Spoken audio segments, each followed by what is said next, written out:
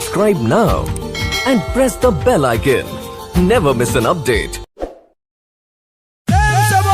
शंकर भगवान की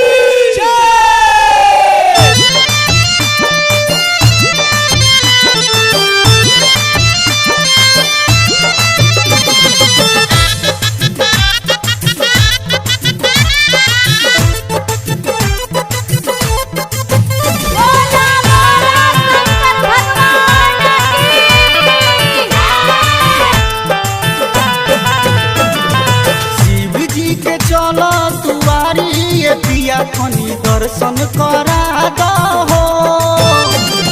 शिव जी के चलो दुआरी ये पिया खनी दर्शन करा दो।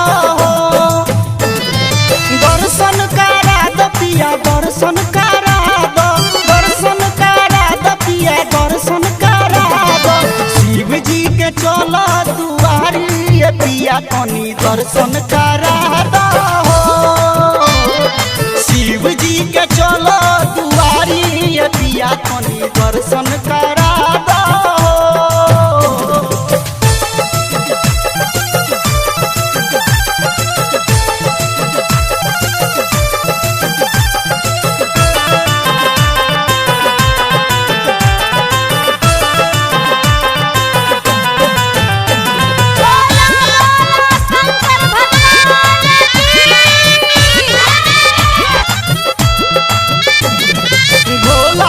महिमा बाटे सबका से न्यारी, सबका से न्यारी हो सबका से प्यारी।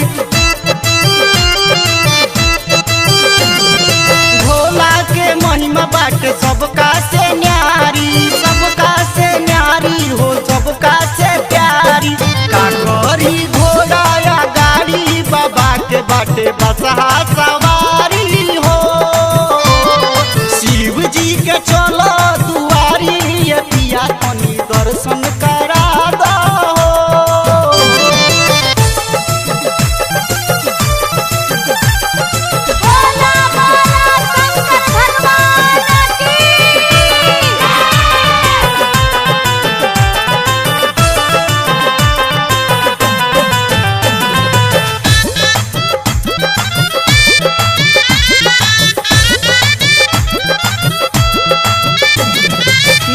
बहु रहू के गजबे बा खेला, गजबे बा खेला हो गजबे बा खेला।